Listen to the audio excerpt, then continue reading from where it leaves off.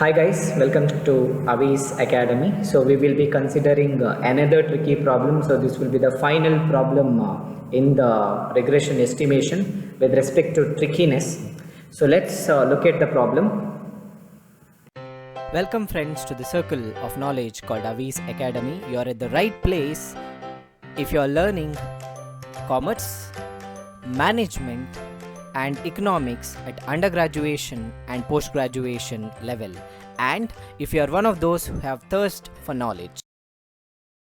This is a problem that we are going to work out in this video. So they have given the following are the two regression equations. They have given two regression equations, x on y, y on x. We don't know which one, because if you look at this equation, they have given 2x minus y plus 3 is equal to 0.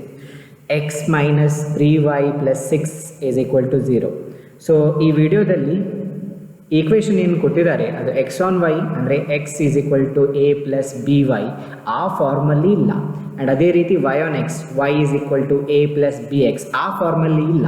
But we can develop to that form. Okay, how I'll discuss later on. What they have asked is, they have asked us to find out the value of x bar, which is arithmetic mean of x, y bar, arithmetic mean of y, and r, which is correlation coefficient. So x bar beku, y bar beku, and correlation coefficient annu regression equations annu use ಮಾಡಿಕೊಂಡು find out ಮಾಡಲಿಕ್ಕೆ ಹೇಳಿದ್ದಾರೆ. How to solve this? Let's move towards our solution. So first of all, what we need to do is to solve such problems, whatever the given information in the question, that we have to state. So that I'll be doing. First ಏನು ಮಾಡ್ತೇನೆ, ಏನು information ಕೊಟ್ಟಿದ್ದಾರೆ ಅದನ್ನು ನಾನು ಬರಿತೇನೆ. So they have given two regression equations. So given 2x minus y plus 3 is equal to 0, and then they have given second regression equation, which is x minus 3y plus 6 is equal to 0. Okay. Generally ನಾವು regression equation ಅಂತ ಹೇಳುವಾಗ we can say regression equation ಅದು regression line ಆಗಿರ್ತದೆ. Regression line ಅಂತ ಹೇಳುವಾಗ ಮೀನ್ values ಏನಿದೆ, ಎಕ್ಸ್ನ ಮೀನ್ value ಆಗಿರ್ಬೋದು ಅಥವಾ ವೈನ ಮೀನ್ ವ್ಯಾಲ್ಯೂ ಆಗಿರ್ಬೋದು, ಅದು ರಿಗ್ರೆಷನ್ ಲೈನಲ್ಲಿ ಇರ್ತದೆ. ಅಂದರೆ regression line mean value of X ಮತ್ತು ವೈಯಲ್ಲಿ ಪಾಸ್ ಆಗ್ತದೆ ಅಂತ ಹೇಳ್ತಾರೆ. Okay, so because of that, by considering that characteristic of regression line, what we can rewrite this equation in a different way with x bar and y bar values. To do that, we have to write one assumption that is like this. So ಇದಾದ್ಮೇಲೆ ಏನು question ಅಲ್ಲಿ information ಕೊಟ್ಟಿದ್ದಾರೆ ಅದನ್ನು ಬರೆದಾದ್ಮೇಲೆ you have to write, as the regression line passes through the point of x bar and y bar, we can write the above two equation. ಅಂದರೆ regression line ಏನಿದೆ ನಾವು draw ಮಾಡಿದರೆ regression line ಬರ್ತದೆ, which will be similar to trend line. So ಅದು x bar ಮತ್ತು y bar ವ್ಯಾಲ್ಯೂನ ಮೇಲೆ ಹೋಗ್ತದೆ ಅಂತ. ಹಾಗಾದರೆ ನಾವು ಮೇಲೆ ಕೊಟ್ಟಿರುವ ಈಕ್ವೇಷನನ್ನು ಈ ರೀತಿ ಬರಿಬೋದು. How we can replace x with x bar, y with y bar. So ಹಾಗೆ ಮಾಡಿದಾಗ ನಮ್ಮ ಎರಡು ಈಕ್ವೇಷನ್ ಈ ರೀತಿ ಕಾಣ್ತದೆ. 2x bar is equal to y bar plus 3 is equal to 0. 2x bar minus 5 bar plus 3 is equal to 0. ಇಲ್ಲಿ ಏನು ಮಾಡಿದ್ದು ಅಂತ ಹೇಳಿದರೆ ಎಕ್ಸ್ನ ಪ್ಲೇಸಲ್ಲಿ ಎಕ್ಸ್ ಬಾರ್ ಹಾಕಿದ್ದು, because the regression line passes through x bar and y bar. ಅದನ್ನು assume ಮಾಡಿಕೊಂಡು ನಾವು ಈ ರೀತಿ ರೀರೈಟ್ ಮಾಡಿ ಬರಿಬೇಕಾಗ್ತದೆ. ಆ ನಂತರ ನಾವು ಇದನ್ನು ಸಾಲ್ವ್ ಮಾಡಬೇಕು ಯೂಸಿಂಗ್ ಸೈಮಲ್ಟೇನಿಯಸ್ ಈಕ್ವೇಷನ್ ಮೆಥಡ್. ಫಸ್ಟಿಗೆ ಏನು ಮಾಡಬೇಕು, ಸೈಮಲ್ಟೇನಿಯಸ್ ಈಕ್ವೇಷನ್ ಮೆಥಡಲ್ಲಿ ಸಾಲ್ವ್ ಮಾಡೋದಾದರೆ ಎಕ್ಸ್ ಅಥವಾ ವೈ ಬಾರ್, ಎಕ್ಸ್ ಬಾರ್ ಅಥವಾ ವೈ ಬಾರ್ ವ್ಯಾಲ್ಯೂನ ಕೋಎಫಿಷಿಯಂಟ್ ಸೇಮ್ ಇರೋ ಹಾಗೆ ನೋಡ್ಕೊಳ್ಬೇಕು ಎರಡು ಈಕ್ವೇಷನಲ್ಲಿ ಕೂಡ. ನಾವು ಎರಡು ಈಕ್ವೇಷನನ್ನು ನೋಡಿದರೂ ಕೂಡ ಫಸ್ಟ್ ಈಕ್ವೇಷನಲ್ಲಿ ಎಕ್ಸ್ ಬಾರನ್ನು ನೋಡಿದರೆ 2 ಇದೆ ಕೋಎಫಿಷಿಯಂಟ್, ವೇರಾಸ್ ಸೆಕೆಂಡ್ ಈಕ್ವೇಷನಲ್ಲಿ ಎಕ್ಸ್ ಬಾರ್ನ ಕೋಎಫಿಷಿಯಂಟ್ 1 ಇದೆ, ಸೇಮ್ ಇಲ್ಲ. ಈವನ್ ವೈ ಬಾರನ್ನು ನೋಡಿದರೆ ಫಸ್ಟ್ ಈಕ್ವೇಷನಲ್ಲಿ ವೈ ಬಾರ್ನ ಕೋಎಫಿಷಿಯಂಟ್ 1 ಇದೆ, ವೇರಾಸ್ ಸೆಕೆಂಡ್ ಈಕ್ವೇಷನಲ್ಲಿ ವೈ ಬಾರ್ನ ಕೋಎಫಿಷಿಯಂಟ್ 3 ಇದೆ. ಸೊ ಅಗೇನ್ ಸೇಮ್ ಇಲ್ಲ. So one of the values we have to make it same. What will be doing is we will be making y bar as same in the first equation. So what we'll be doing, multiplying the first equation 1 with the value of 3 so that it becomes 3y bar. So ಹಾಗೆ multiplication ಮಾಡಿದಾಗ ನಮಗೆ ಈ ರೀತಿ equation ಬರ್ತದೆ. 2x bar into 3 ಅಂದರೆ 6x bar ಆಯಿತು, minus 3 into y bar ಅಂದರೆ 3y bar ಆಗ್ತದೆ, plus 3 into 3 is 9. So ಆ ರೀತಿ ನಾವು ರೀರೈಟ್ ಮಾಡ್ತೇವೆ. 0 into 3 is equal to 0. So this will be our third equation.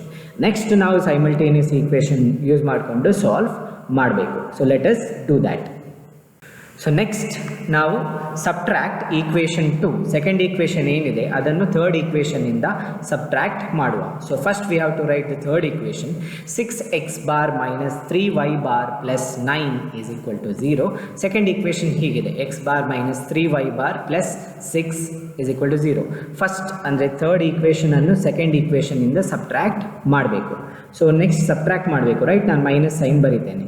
So ಹೀಗೆ ನೋಡಿದಾಗ ನಮಗೆ ಏನು ಬರ್ತದೆ ಅಂತ ಹೇಳಿದರೆ, ಫಸ್ಟ್ ಪಾರ್ಟಲ್ಲಿ ನೋಡಿದರೆ 6x ಬಾರ್ ಇದೆ, 6x bar plus x bar ಇತ್ತು, ಈಗ ಮೈನಸ್ ಆಗ್ತದೆ. So 6x bar minus x bar which is equal to ಏನಾಗ್ತದೆ, 6x ಬಾರಿಂದ ನಾವು x ಬಾರನ್ನು ಲೆಸ್ ಮಾಡಿದರೆ ನಮಗೆ ಯಾವ ವ್ಯಾಲ್ಯೂ ಬರ್ತದೆ?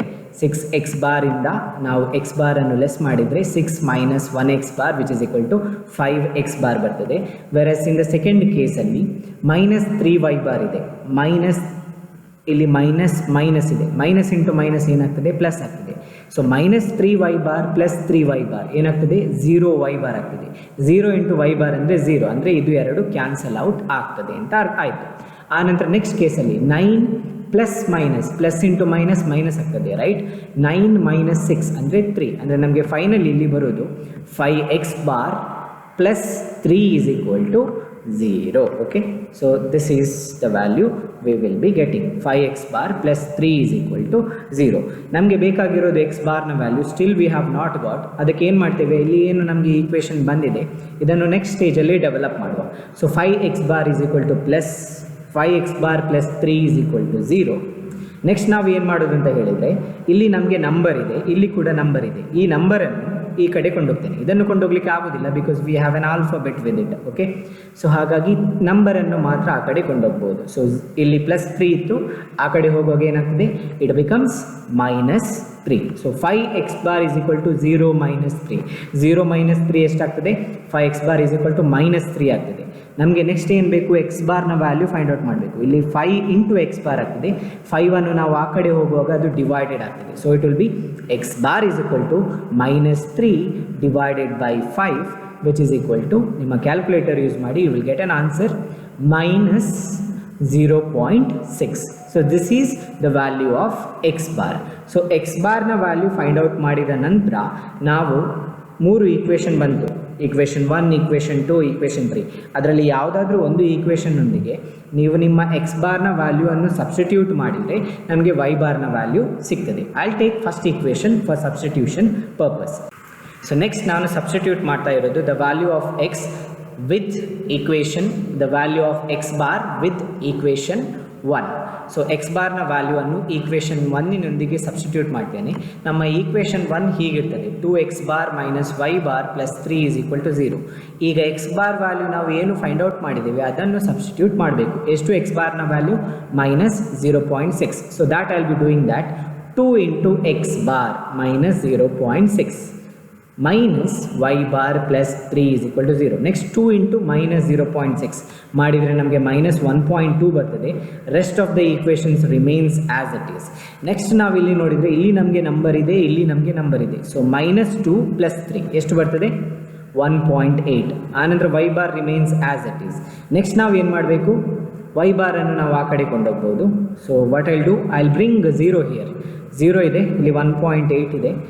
0 ಅನ್ನು plus 0 doesn't have a sign actually, but ಈ ಕಡೆ ಬರುವಾಗ ಅದು ಮೈನಸ್ 0 ಅಂತ ಬರಿತೇನೆ which is equal to y bar. ಇಲ್ಲಿ ಮೈನಸ್ y ಬಾರ್ ಇದೆ, ಅದು ಆ ಕಡೆ ಹೋಗುವಾಗ ಪ್ಲಸ್ y ಬಾರ್ ಆಗ್ತದೆ, right? So therefore 1.8 minus 0 ಎಷ್ಟು ಬರ್ತದೆ? 1.8ನಿಂದ 0ಅನ್ನು ಲೆಸ್ ಮಾಡಿದರೆ it remains as it is, right? 1.8. So therefore y bar is equal to 1.8. ಈ ರೀತಿ ನಾವು x ಬಾರ್ ಮತ್ತು y ಬಾರ್ನ ವ್ಯಾಲ್ಯೂವನ್ನು ಫೈಂಡ್ ಔಟ್ ಮಾಡಬೇಕು. ಆರ್ನ ವ್ಯಾಲ್ಯೂ ಹೇಗೆ, ಕೋರಿಲೇಷನ್ ಕೋಎಫಿಷಿಯಂಟ್ನ ವ್ಯಾಲ್ಯೂವನ್ನು ಹೇಗೆ ಫೈಂಡ್ ಔಟ್ ಮಾಡೋದು, I will B discussing in our next video. Thank you guys for watching the video. If you like the video, please give a thumbs up, subscribe to my channel, click on bell icon for continuous notification. You can share the video as well, and if you have any question or doubt or any feedback, please write under comment section. Thank you.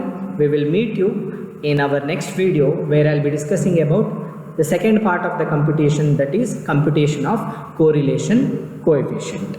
Thank you.